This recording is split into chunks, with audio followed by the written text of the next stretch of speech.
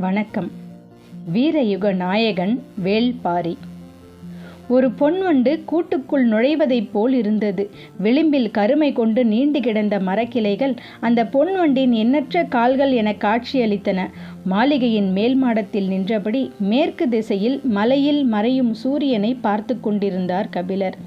கண்கள் ஊர்ந்து இறங்கும் பொன்வண்டை பார்த்து கொண்டிருந்தாலும் மனம் முழுவதும் காலை சூரியனே நிறைந்திருந்தான். அருகில் யாரோ வரும் காலடி ஓசை கேட்டு திரும்பினார். மறையும் கதிரவனிடம் ஒளிவாளை ஒப்படைத்து கொண்டிருக்கிறீர்களா? கேட்டுக்கொண்டே இன்முகத்தோடு வந்தான் பாரி. இருவரும் பேசியபடியே இருக்கையில் அமர்ந்தனர். பாரி கேட்டான், காலையில் உச்சிப்பாறை ஏறியதும் மேற்கு திசையை பார்த்தபடி காண கிடைக்காத காட்சி என சொன்னீர்களே, எதை சொன்னீர்கள்? சற்றே யோசித்த கபிலர், அதுவா, மேலே ஏறியதும் முதலில் கண்ணில் பட்டது கோட்டை சுவரே இல்லாத இந்த நகர அமைப்புதான். இப்படி ஒரு தலைநகர் உலகில் எவ்வியூர் மட்டுமாகத்தான் இருக்கும். எதிரிகளிடமிருந்து தற்காத்து கொள்ள கோட்டை சுவர் எதுவும் எங்களுக்கு தேவையில்லை. ஏனென்றால் எங்களின் ஒத்துழைப்பும் உதவியும் இல்லாமல் யாரும் இந்த பெரும் காட்டையும் மலை முகடுகளையும் கடந்து இங்கு வந்துவிட முடியாது அல்லவா? பாரியின் கேள்வியை ஆமோதித்தார் கபிலர்.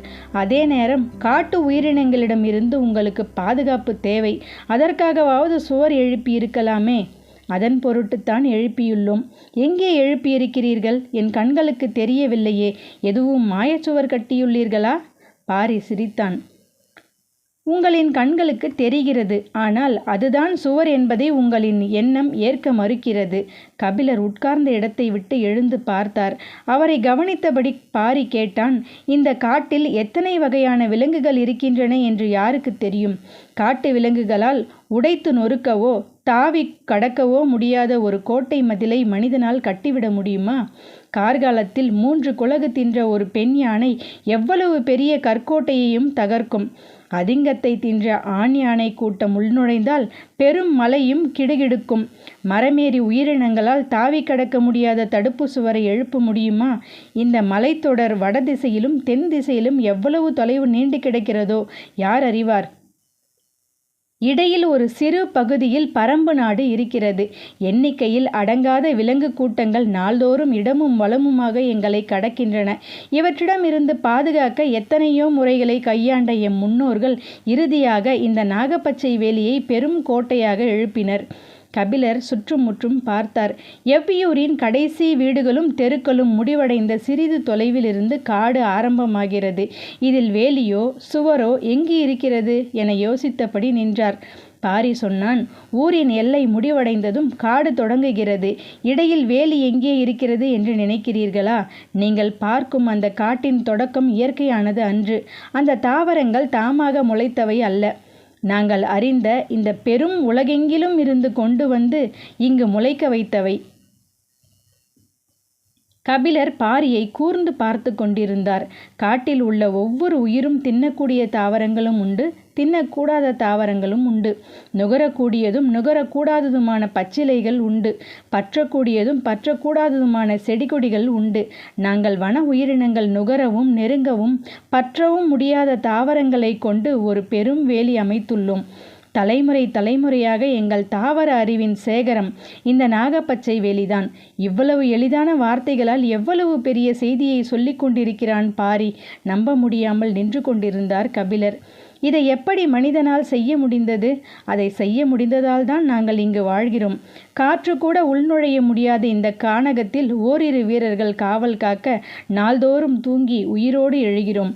எங்கள் குழந்தைகள் மறுநாள் காலை சிரித்து கொண்டு விளையாடுகின்றனர். எங்கள் இளைஞர்களின் இதழ்களில் முத்தத்தின் ஈரம் ஊறிக்கொண்டே இருக்கிறது. இது எப்படி? தயங்கி வெளிவந்தன கபிலரின் வார்த்தைகள். வெறிமணம் கொண்ட செடி கொடி மரங்களால் சூழ்ந்து கிடக்கிறது இந்த வேலியின் வெளிப்புறம். நடுப்பகுதியோ புறவைரமும் அகவைரமும் பாய்ந்தோடும் மரங்கள் ஒன்றை ஒன்று பின்னி கிடப்பதைப் போல் நன்கு திட்டமிட்டு வளர்க்கப்பட்டுள்ளது. வெளிவிஷம் மற்றும் உள்விஷ தாவரங்களால் தழைத்து கிடக்கிறது இந்த முதல் பகுதி. இந்த 3 பகுதிகளின் இடைவெளிகளிலும் நஞ்சு ஏறிய அலரி வேர்களை கொண்டு சுருக்கு வலை பின்னப்பட்டுள்ளது. நச்சுப்பிசின் வழியும் மருவு தொடரிப்பட்டைகள் இடைவிடாதிருக்கும். ஒன்றின் மேல் ஒன்றாக வைத்து பின்னி பிணைந்து உருவாக்கப்படும் பிணையல் மாலையைப் போல் தாவர பச்சிலைகளோடு பிணைந்து கட்டி கிடக்கும். அதன் கணுக்கள் தோறும் வேர்களை உண்டாக்கி அந்த பச்சிலை செடிகள் தழைத்தபடி இருக்கும். இந்த வேலிக்குள் உருவாக்கப்பட்டுள்ள அனைத்து தாவரங்களின் மீதும் குறுக்கும் நெடுக்குமாக படர்ந்து கிடக்கும் எண்ணிலடங்காத படர்கொடிகளும் சுற்றுக்கொடிகளும் தான் இந்த நாகப்பச்சை வேலியின் உயிர் நாடி. வலப்புறம் சுற்றும் கொடியும் இடப்புறம் சுற்றும் கொடியும் ஒன்று மாற்றி ஒன்றாக படர்ந்து கொண்டே இருக்கின்றன. சுருண்டு எழும் அவற்றின் ஊசி நாவுகள் எதிரெதிர் திசையில் ஒரு சேர பின்னியபடியே மேலே எழுகின்றன. உதிர்ந்து கொண்டிருக்கும் இலையை கூட இந்த வேலி அந்தரத்தில் நிறுத்திவிடும். விலங்கின் நாசியை வெகு தொலைவிலேயே இந்த வெறிமணம் தாக்கும். அதையும் கடந்து உள்நுழையும் உயிரினம் விஷமுள்ளாலோ நச்சுக்கணுக்களாலோ நாவில் படும் பச்சிலையாலோ சற்றே மயங்கி அமரும். அந்த கணத்தில் அதன் மயிர்கால்கள் ஒவ்வொன்றையும் பற்றி உள்ளிழுக்கின்றன சுருட்டு கொடிகள். அந்த உயிரினத்தின் இயக்கத்தை மிக விரைவாகவே தனது கட்டுக்குள் கொண்டு வந்து விடுகிறது இந்த நாகப்பச்சை வேலி. அதன் பிறகு அந்த விலங்கு அமர்ந்த இடத்தில் உள்ள தாவரமும் கரையான்களும் எறும்புகளும் சிலந்திகளும் சற்றே கூடுதல் செழிப்பு கொள்கின்றன. பாரி சொல்வதை வாய்ப்பிழந்து கேட்டுக்கொண்டிருந்தார் கபிலர். தாமரை இதழை ஒன்றின் மேல் ஒன்றாக அடுக்கி அதன் மேல் ஊன்றப்படும் வேலம் முள் முதல் இதழுக்குள் இறங்கும் நேரம்தான் கனப்பொழுது. 3ஆம் இதழை கடக்கும் நேரம்தான் இமைப்பொழுது. 6ஆம் இதழுக்குள் நுழையும் நேரம்தான் வினாடி பொழுது. எந்த ஒரு விலங்கின் இயக்கத்தையும் வேலமுள் 6ஆம் இதழை கடக்கும் பொழுதுக்குள் நிறுத்திவிடும் ஆற்றல் இந்த நாகப்பச்சை வேலிக்கு உண்டு என்று எம் முன்னோர் கூறுவர். இயற்கையை பற்றிய பேரறிவின் முன்னர் தூசி என நின்று கொண்டிருப்பதாக கபிலர் உணர்ந்தார். மேற்கு மலையின் விளிம்பில் பொன்வண்டு தனது கடைசி கால்களை உள்ளிழுத்து கொண்டிருந்தது. பாரி இறங்கும் சூரியனையே பார்த்து கொண்டிருந்தான். ஆச்சரியம் விலகி சற்றே ஆர்வம் மேலிட கபிலர் கேட்டார், எந்த வெறிமனம் யானைகள் கூட்டத்தை விரட்டக்கூடியது? ஒளி உள்வாங்கும் அழகை பார்த்தபடி பாரி சொன்னான், ஏழிலைப்பாலை. கபிலரின் கண்கள் பூத்தன. அந்த மரத்தின் வாடையை நுகரும் யானைகள் காத தொலைவுக்கு விலகி ஓடும் என்றான் பாரி. அந்த மரங்கள் எங்கே இருக்கின்றன? நான் அருகில் சென்று பார்க்க வேண்டும். பாரியின் உதட்டில் சின்னதாக ஒரு சிரிப்பு ஓடி மறைந்தது. சிரிக்கக்கூடிய கேள்வியையா நான் கேட்டுவிட்டேன் என்று யோசித்தபடி பதிலுக்கு காத்திருந்தார் கபிலர். ஒவ்வொரு திசைக்கும் ஒரு மரம் நின்று கொண்டிருக்கிறது. எறும்பு கூட்டங்கள் போல் யானை கூட்டங்கள் திரியும் இந்த காட்டில் திசைக்கு ஒரு மரம் போதுமா? அதற்கும் அதிகமாக வைத்தால் எவ்வியூர் தாங்காது என்றான் பாரி. கபிலருக்கு பதில் விளங்கவில்லை. பாரி சொன்னான், அந்த மரத்தால் வேறு தொல்லைகள் இருக்கின்றன. மத யானை ஏழிலைப்பாலையின் வாசனையை நுகர்ந்து விட்டால் வெறி கொண்டு வந்து அந்த மரத்தை அடியோடு பிடுங்கி எறிந்து நாசம் செய்துவிடும். பின் எப்படி சமாளிப்பீர்கள்? அதன் பிறகு மனித முயற்சிதான். ஆயுதங்களும் பறை ஒலிகளும் தீப்பந்தங்களும் தான் கை கொடுக்கும். திசைக்கு ஒன்று என்றால் வந்த திசையில் இருக்கும் அந்த ஒன்றோடு அதன் ஆத்திரம் தணிய வாய்ப்பிருக்கிறது அல்லவா? இப்படி ஒரு நிகழ்வு 3 தலைமுறைகளுக்கு முன்னர் நடந்ததாக சொல்வார்கள். ஆர்வத்தில் கேட்ட கேள்வி அதிர்ச்சியை பதிலாக கொடுத்தது. கனப்பொழுதுக்குள் மாறி செல்லும் உணர்வுகளின் வழியே பயணமாகி கொண்டிருந்தது கபிலரின் எண்ணம். அது மட்டுமல்ல, இன்னொரு பிரச்சனையும் உண்டு. அதுதான் மிக முக்கியமானதும் கூட. என்ன அது? அந்த மரத்தின் வாசனை காமத்தை தூண்டும். கோல் கொண்டு நெருப்பை கிளறுவதைப் போல அது வாசனையை கொண்டு காமத்தை கிளர்த்தி கொண்டே இருக்கும். சற்றே இடைவெளி விட்டு பாரி சொன்னான், எவ்வியூருக்குள் வேறு வேலைகளும் நடக்க வேண்டும் அல்லவா? அதனால்தான் திசைக்கு ஒரு மரம் மட்டுமே வைத்திருக்கிறோம். பாரியின் சொல்லை தாண்டி வெளிவந்தது சிரிப்பு. கபிலரும் சேர்ந்து சிரித்தார். நினைவு வந்ததும் சட்டெனை சிரிப்பை அடக்கிவிட்டு கேட்டார், அதனால்தான் மரத்தின் அருகில் சென்று நான் பார்க்க வேண்டும் என்று கேட்டதற்கு நீ சிரித்தாயா? அவ்வளவு நேரம் அடக்கமாக வெளிப்பட்ட சிரிப்பு இப்பொழுது பீரிட்டது. சிரித்தபடியே ஆம் என தலையை மேலும் கீழுமாக ஆட்டினான் பாரி. கபிலர் சற்றே வேகமாக ஏழிலைப்பாலையை அடியோடு வீழ்த்தும் மத யானை மனிதரிலும் உண்டு. சட்டென பாரி சொன்னான், காமம் கண்டு பயந்த சொல் இது. பயமில்லை என்று சொல்ல நான் பொய்யன் அல்ல. ஆனால் பயப்பட மாட்டேன் என சொல்ல பொய் தேவையில்லை. அதுதான் புலவன் சொல் சுடும்போது சொல்லை சுடுவான் என்று சொல்ல கேட்டுள்ளேன். இன்றுதான் சொல்லி கேட்கிறேன். நாழிகை மணியோசை எவ்வியூர் முழுவதும் எதிரொலித்தது. சூரியன் முழுவதும் விழுந்தவுடன் இருள் காட்டின் எல்லா திசைகளிலிருந்தும் இறங்கி வந்து கொண்டிருந்தது. பந்தங்களை ஏற்றும் வீரர்கள் கையில் நீண்ட குழல் போன்ற விளக்குகளுடன் ஓர் இடம் நோக்கி குவிந்து கொண்டிருந்தனர். பேச்சு எதிர்பாராத கணத்தில் காமத்துக்குள் போனதை பற்றி யோசித்தபடி கபிலர் கூறினார், இரவு வரும்போதே ஏதாவது ஒரு வடிவில் காமத்தையும் அழைத்து வந்து விடுகிறதே. பாரி அசட்டு சிரிப்போடு சொன்னான், ஏழிலைப்பாலைக்கு இரவு ஏது பகல் ஏது? பரம்பு மலை ஏறத் தொடங்கியதிலிருந்து தனது சொல் முறியும் ஓசையை விடாமல் கேட்டுக்கொண்டிருந்தார் கபிலர். பாரி சொன்னான், ஏழிலை பாலையின் அடிவாரத்திற்கு வள்ளியை அழைத்து வந்ததுதான் முருகன் செய்த மிகப்பெரிய தந்திரம். இல்லை என்றால் வள்ளியை ஒரு நாளும் அவனால் இணங்க வைத்திருக்க முடியாது. அவனும் குறுக்கு வழியைத்தான் கையாண்டானா? சற்றே தயக்கத்துடன் ஆம் என சொல்லியபடி தொடர்ந்தான் பாரி. முருகன் வேட்டுவர் குலம், வள்ளியோ கொடிக்குலம். செடி கொடிகளை அறிந்தவர்கள் வேட்டையாடியவர்களை விட மனநுட்பத்தில் முன்னேறியவர்கள் அல்லவா? வலிமையை விட நுட்பத்துக்குத்தானே ஆற்றல் அதிகம். அதனால்தான் முருகனால் வள்ளியின் மனதில் எதை சொல்லியும் இடம் பிடிக்க முடியவில்லை. காட்டை அழித்து பயிரிடும் முன் அந்த நிலத்தில் காமம் நிகழ்த்தி மனித குருதி படிந்த தாய் நிலத்துக்குள் முதல் பயிரிடுதலை தொடங்கியவர்கள்தான் கொடிகுலத்துக்காரர்கள். முதலில் நட்ட வள்ளிக்கிழங்கை தோண்டி எடுக்கும் போது இடுப்பு வலி கண்டு அந்த நிலத்திலே பிறந்தால் அந்த பெண். விதைத்த இடத்திலே முளைத்தவள் அவள். அதனால் அந்த செவ்வள்ளிக்கிழங்கின் பெயரையே அந்த அழகிய பெண்ணுக்கு சூட்டினர். வள்ளிக்கிழங்கு வஞ்சு கொடியுமே பெண்ணாக மாறிய பேரெழில் கொடிக்குலத்துக்கு உரியது. செடி கொடிகளை அறிந்தவர்களை எளிதில் ஈர்க்க முடியாது. அவர்கள் கணம்தோறும் உயிரின் வளர்ச்சியை பார்த்து மகிழ்ந்தவர்கள். வண்ணங்களையும் வாசனைகளையும் அவர்கள் அளவுக்கு அறிந்தவர்கள் யாரும் இருக்க மாட்டார்கள்.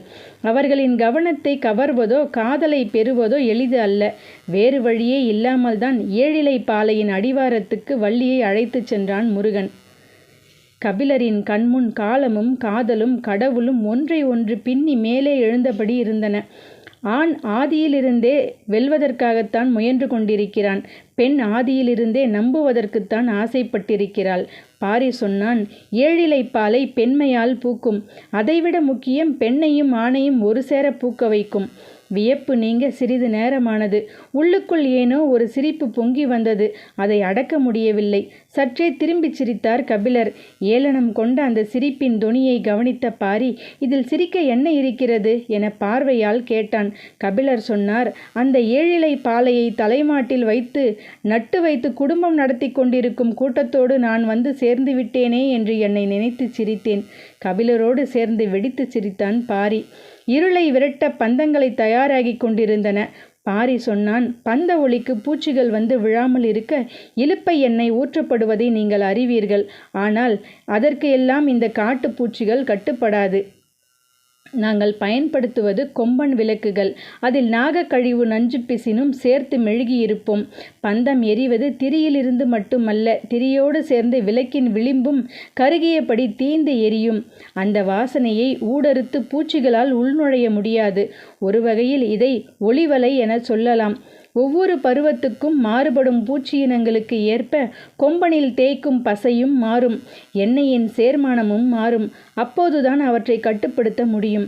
கபிலர் பந்தம் ஏற்றப்போகும் காவலர்களை பார்த்து கொண்டிருந்தார். ஒரு பெரும் தாழ்வாரத்தின் அடியில் அவர்கள் எல்லோரும் கூடியிருந்தனர். கொம்பன் விளக்கில் எண்ணெய் ஊற்றப்பட்ட பிறகும் அவர்கள் நெருப்பை பற்ற வைக்காமல் யாருக்கோ காத்திருந்தனர். தொலைவில் மாளிகையின் மேல் மாடத்தில் இருந்து அதை பார்த்து கொண்டிருந்த கபிலர் கேட்டார், உனது உத்தரவுக்காகத்தான் காத்திருக்கிறார்களா? இல்லை, அவர்கள் குலநாகினியின் வருகைக்காக காத்திருக்கின்றனர். பாரி சொல்லி கொண்டிருக்கும் போதே வயதான கிழவிகளின் கூட்டம் ஒன்று எவ்வியூரின் கீழ் திசையிலிருந்து நடந்து வந்து கொண்டிருந்தது. கபிலர் எட்டி பார்த்தார். பாரி கையை காட்டி சொன்னான், அதுதான் நாகினிகளின் கூட்டம். அதற்குள் தான் குலநாகினி வந்து கொண்டிருப்பாள். அவள்தான் எங்கள் குலமூதாய். இந்த நாகப்பச்சை வேலியை ஆட்சி செய்பவள் அவள்தான். பெண்களால் தான் இவ்வளவு நுட்பமான ஒரு வேலியை கட்டியமைத்து காப்பாற்ற முடியும். அவர்களின் சொல் கேட்டு தாவரங்கள் தழைக்கும், தலையாட்டும். அவர்களின் உடம்பில்தான் கொடிக்குலத்தின் இரத்தம் ஓடுகிறது. ஆதியில் நிலத்தில் சிந்திய குருதியில் இருந்து தழைத்தவர்கள்தானே அவர்களின் முன்னோர்கள். ஒரே நேரத்தில் மண்ணுக்குள் வேர்விடவும் மேல் நோக்கி முளைவிடவும் தாவரங்களால் முடிவதைப் போல் இவர்களால் முடியும். கருவுக்குள் புது உயிர் சூழ்கொள்ளும் கணத்தில் கூட பிறந்த குழந்தைக்காக மார்பில் பால் சுரந்து கொண்டே இருக்கும் அல்லவா? எல்லாம் தாவர பட்சிகள், அபார ஆற்றல் படைத்தவர்கள். இவர்களிடம் மிக கவனமாக இருக்க வேண்டும். பாரியின் குரலுக்குள் இதுவரை கேட்டு அறியாத அச்சம் இருந்தது. குல சமூகத்தின் பெண்ணின் தலைமையிடத்தை வேளிர் குலம் அப்படியே வைத்துள்ளது. எங்களின் மூதாயின் குரலுக்கு குலமே அஞ்சும் என்றான் பாரி. இவர்கள் பேசிக்கொண்டிருக்கும் போது அந்த கூட்டம் பந்தங்கள் ஏற்றப்படும் தாழ்வாரத்துக்கு வந்து சேர்ந்தது. நகரெங்கும் ஏற்றப்பட வேண்டிய பந்தம் எண்ணெய்களின் வாடையும் கொம்பன் விளக்கின் வாடையும் நுகர்ந்து பார்த்தபடியே ஒவ்வொரு விளக்காக ஏற்றி கொடுத்து கொண்டிருந்தார்கள் நாகினிகள். ஏற்றப்பட்ட விளக்குகளை கையில் ஏந்திய வீரர்கள் அவற்றை உரிய இடங்களுக்கு எடுத்து சென்று கொண்டிருந்தனர். நாகப்பச்சை வேலியும் ஒளி வலையையும் நிர்வகிப்பவர்கள் குலநாகினிகள், தலைமையிலான பெண்களே. அவர்கள்தான் பருவ காலங்களின் தன்மையை அறிந்து செய்ய வேண்டிய எல்லா முன்னெச்சரிக்கைகளையும் செய்து இந்த நகரையும் எங்களையும் காத்து வருகிறவர்கள். ஆண்கள் எல்லோரும் விலங்குகளை வேட்டையாடவும் வெளியுலக மனிதர்களிடமிருந்து தற்காக்கவும் தான் புல்பூண்டிலிருந்து இலையின் முனைக்கு வந்து இரு கால்களை நீட்டி எட்டி பார்க்கும் எறும்புகள் வரை அறிந்தவர்கள் அவர்களே. பிரமிப்பு நீங்காமல் இருந்தது பாரியின் ஒவ்வொரு வார்த்தையும். வந்ததிலிருந்து இதுவரை பார்த்தறியாத பாரியை கபிலர் இப்போது பார்த்து கொண்டிருந்தார். நாகினிகள் பார்க்கிறார்கள், வாருங்கள் கீழிறங்கி போவோம் என்றான் பாரி. இருவரும் அந்த இடம் நோக்கி நடந்தனர். வீரர்கள் தீப்பந்தம் ஏந்தி எல்லா திசைகளிலும் சென்று கொண்டிருந்தனர். எல்லா தீப்பந்தங்களும் அந்த இடத்தில் வைத்துதான் ஏற்றப்படுவதால் அங்கு கரும்புகை நிரம்பியிருந்தது. உள்ளே இருக்கும் யாருடைய முகமும் அருகில் வரும் வரை தெரியவில்லை. கரும் புகைக்குள் நுழைந்ததும் பாரி வணங்கினான். கபிலருக்கு புகைவாடை பெரும் உமட்டலை கொடுத்தது. கண்கள் வேறு எரிந்தன. உள்ளுக்குள் இருக்கும் யார் முகமும் தெரியவில்லை. உமட்டலை அடக்கியபடி கண்களை கசக்கி கசக்கி பார்த்தார். புகை பொங்கி பொங்கி வந்து கொண்டிருந்தது. மூக்கில் கார நெடி ஏறி தும்மல் உருவானது. மூச்சிழுத்து வாய் திறந்தபடி தும்மப்போகும் அந்த நொடியில் மூக்குக்கு மிக அருகில் தெரிந்தது பெருவிழி விரிந்த குலநாகினி முகம். நன்றி.